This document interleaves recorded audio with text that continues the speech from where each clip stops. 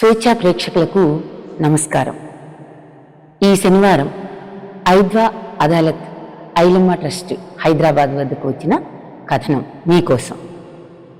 ఇద్దరిది తప్పే. భాగస్వామి ఉండగా మరొకరితో సంబంధం పెట్టుకోవడం ఈ మధ్యకాలంలో బాగా పెరిగిపోయింది. ఇది కొందరికి తప్పుగా, మరికొందరికి ఒప్పుగా కనిపిస్తుంది. ఏదేమైనా ఎవరి కారణాలు వారికి ఉంటున్నాయి. అసలు ఇలాంటి సంబంధాలు పెట్టుకోవాల్సిన పరిస్థితి ఎందుకు వస్తుంది ఆలోచించాలి. ముఖ్యంగా ఇలాంటి పరిస్థితులు రాకుండా ఉండాలంటే భార్యాభర్తల మధ్య బంధం ఎలా ఉండాలి అనేది ఈ కథనం ద్వారా మనం తెలుసుకోవాలి. స్వాతికి సుమారు 23 ఏళ్ళు ఉంటాయి. రాజీవ్కి 26 ఏళ్ళు. ఇద్దరూ ప్రేమించి పెళ్లి చేసుకున్నారు. వీరి పెళ్లికి ముందుగానే పెద్దవాళ్ళు ఒప్పుకోలేదు, తర్వాత ఒప్పుకున్నారు. 6 నెలలు వీరిద్దరూ చాలా చక్కగా కలిసిమెలిసి కాపురం చేశారు. తర్వాత వీళ్ళిద్దరి మధ్య గొడవలు రావడంతో స్వాతి వాళ్ళ అమ్మ యాదమ్మ వాళ్ళ పుట్టింటికి దగ్గరలోనే ఒక ఇల్లు అద్దెకు తీసుకుని వాళ్ళిద్దరినీ తమ పక్కనే ఉంచింది. రాజీవ్ ఇంట్లో ఏమీ పట్టించుకోడు.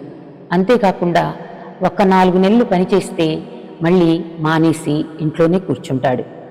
రాజీవ్ తల్లి అయితే ఈమెకి భర్త లేడు. అంతేకాకుండా ఆమె ఒక అమ్మాయికి పెళ్లి చేసింది, మరో అమ్మాయి పెళ్లికి ఉన్నది. ఈ టైంలో స్వాతి కాపురం ఇలా ఉంటే చిన్న పాపకు పెళ్లి ఎలా అవుతుంది ఇలా ఆలోచించింది. దాంతో వాళ్ళ బాధ్యత స్వాతి తల్లి యాదమ్మకు తప్పలేదు. యాదమ్మ వాళ్ళకు కావాల్సిన ఇంట్లో సరుకులన్నీ ఇప్పించేది, పనికి వెళ్ళేది. ఈలోగా స్వాతి గర్భవతి అని తెలిసింది. యాదమ్మ స్వాతిని ఆసుపత్రిలో చూపించి మందులు ఇప్పించింది. రాజీవ్ మాత్రం ఎలాంటి పని చేయడు. ఎక్కడైనా ఉద్యోగంలో చేరితే 3-4 నెలల కంటే ఎక్కువ చెయ్యడు. స్వాతి కూడా భర్తని ఏమీ అనేది కాదు. ఒకవేళ యాదమ్మ తన అల్లుడిని పనికి వెళ్ళమని అడిగితే స్వాతి మా ఆయన్ని ఏమన్నా అన్నామంటే ఊరుకోను అని అనేది. ఇలా ఏమీ చేయలేని స్థితి యాదమ్మది. ఎలాగైనా రాజుని ఉద్యోగానికి పంపాలని అనుకున్నా కూడా సాధ్యమయ్యేటట్టు లేదు. ఈలోగా అప్పులు వాళ్ళు ఆమె ఇంటికి వచ్చి తిట్టేవారు. దాంతో స్వాతి రాజీవ్ని తప్పనిసరిగా పనికి వెళ్ళు, మనకి బాబు పుట్టి 1 ఏడాది అవుతుంది, ఇంకా ఎన్ని రోజులు అమ్మకు భారంగా ఉండడం, ఒక ఉద్యోగం చూసుకో, నేను కూడా ఏదైనా చూసుకుంటాను అంది. నన్ను ఉద్యోగం చూసుకోమంటావా అంటూ స్వాతిని కొన్ని రోజులు ఇబ్బంది పెట్టాడు. స్వాతి మాత్రం ఉద్యోగం చూసుకుంది. కొన్ని రోజులకు అతను కూడా ఉద్యోగంలో చేరాడు. మరి పిల్లవాడిని ఎవరు చూడాలి? దాంతో యాదమ్మకి మళ్ళీ తప్పలేదు. యాదమ్మ పని మానేసి స్వాతి పిల్లవాడిని చూసుకోవటం మొదలుపెట్టింది. ఈలోగా రాజు ఉద్యోగానికి వెళ్ళినా డబ్బులు ఇంట్లో ఇచ్చేవాడు కాదు. దాంతోపాటు కొత్త అలవాట్లు నేర్చుకున్నాడు. తాగుడు, సిగరెట్ మొదలుపెట్టాడు. స్వాతి అతన్ని బాగా దూరం పెట్టింది. అంతేకాకుండా ఇద్దరి మధ్య గొడవలు మొదలయ్యాయి. డాక్టర్ అన్నారు, ఈలోగా తనకి 2వ కాన్పు మొదలైంది, గర్భవతి అయింది. డాక్టర్ అన్నాడు, బలహీనంగా ఉన్నావు, దీని గురించి ఎక్కువగా ఆలోచించుకు, ప్రశాంతంగా ఉండు, మంచి ఆహారం తీసుకో అని చెప్పారు. ఇవేమీ పట్టించుకొని రాజు ఇంటికి కూడా సరిగా వచ్చేవాడు కాదు. వచ్చినా ఎప్పుడు ఫోన్లో మాట్లాడుతూ ఉండేవాడు. స్వాతి ఫోన్ చేస్తే మాత్రం నేను డ్రైవింగ్లో ఉన్నాను అంటూ కట్ చేసేవాడు. దాంతో స్వాతి ఒకరోజు అతను పనిచేసే ఆఫీస్కు వెళ్ళి నిజం బయటపడింది. రాజు అతనితో పాటు పనిచేసే అమ్మాయితో, మరో అమ్మాయితో సంబంధం పెట్టుకున్నాడు.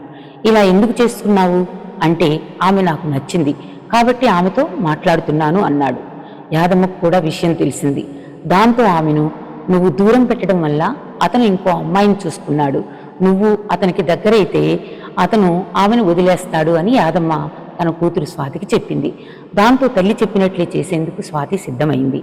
కానీ రాజీవ్ మాత్రం ఆఫీసులో ఆ అమ్మాయికి బాగా అలవాటయ్యాడు.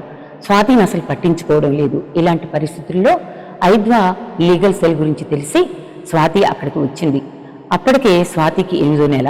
ఇంకా ఆలస్యం చేస్తే భర్త తనకు దూరం అవుతాడని భయం పట్టుకుంది. మేము రాజీవ్ని పిలిచి మాట్లాడితే ముందు అతను తన తప్పును ఒప్పుకోలేదు.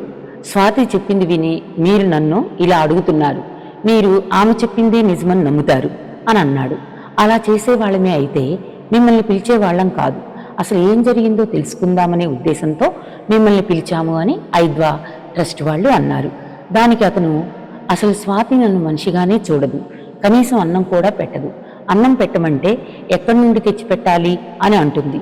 ఈలోగా స్వాతి ఏమన్నది, ఇంట్లోకి ఏమీ మనీ ఇవ్వడు, సరుకులు నేను ఎలా తీసుకురావాలి, అందుకని నేను అన్నం పెట్టలేదు అని చెప్పేసి చెప్పింది.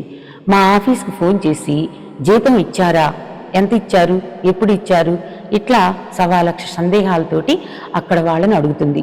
అక్కడ అందరూ ఆఫీసులో నన్ను ఒక దొంగను చూసినట్లు చూస్తున్నారు అన్నాడు రాజు. ఇది నిజమేనా స్వాతి అని అడిగితే, అవును మేడం, అతను నాకు జీతం ఇవ్వడు కాబట్టి నేను అలా అడుగుతాను అన్నది. అదే అంతేకాదు మేడం, నన్ను అసలు దగ్గరికి రానివ్వదు, నేను వేరే అమ్మాయితో సంబంధం పెట్టుకున్నానని తెలిసి ఆమెలో కొంత మార్పు వచ్చింది, లేదంటే గతంలో నన్ను ఓ పురుగును చూసినట్లు చూసేది, ఆమె వల్లనే నేను మాలతీతోటి సంబంధం పెట్టుకున్నాను, లేదంటే నాకు అలాంటి ఆలోచనే లేదు అన్నాడు రాజు. అప్పుడు ఐద్వా వాళ్ళు, ఇద్దరిలోనూ పొరపాటు ఉంది, స్వాతి ప్రస్తుతం నువ్వు ప్రశాంతంగా ఉండాలి, ఎంత ప్రశాంతంగా ఉంటే అంత మంచిది, టెన్షన్ పట్టడం నీ కడుపులో బిడ్డకు మంచిది కాదు. చూడు రాజు, నువ్వు త్రాగి గొడవ పట్టడం, ఇల్లు పట్టించుకోకుండా ఉండడం చేస్తే ఏ భార్య అయినా ఎలా దగ్గరికి రానిస్తుంది, పైగా నీ భార్యతో కోపంతో మాట్లాడతావు, మరో అమ్మాయితో సంబంధం పెట్టుకున్నావు అని చెప్పారు. మేము స్వాతితో మాట్లాడతాము, ఇక నుంచి ఆమె నీతో ప్రేమగా ఉంటుంది అని ఐద్వా అదాలత్ ట్రస్ట్ వాళ్ళు రాజీవ్తో చెప్పారు. నువ్వు కూడా ఇంట్లో బాధ్యతగా ఉండు, పైగా మీరిద్దరూ ప్రేమించి పెళ్లి చేసుకున్నారు, ఒకరినొకరు అర్థం చేసుకోవాలి, జీవితాంతం కలిసి బ్రతకాలి, అప్పుడే కదా మీది నిజమైన ప్రేమ అవుతుంది. మీకు పుట్టే బిడ్డలు కూడా మంచి ఆరోగ్యవంతులుగా పుడతారు. ఎందుకంటే ఇలా చిన్న చిన్న కారణాలకు గొడవపడి జీవితాల్ని నాశనం చేసుకుంటే ఏమవుతుంది? అంతేకాకుండా ఇద్దరు బిడ్డలు పుడితే రేపు ఖర్చులు పెరుగుతాయి. అలాంటప్పుడు ఇంకా జాగ్రత్తగా ఉండాలి. కేవలం భార్యాభర్తలుగా కాకుండా మీరిద్దరూ తల్లిదండ్రులుగా ఆలోచించండి. పిల్లలు మంచి వాతావరణంలో తయారవుతారు.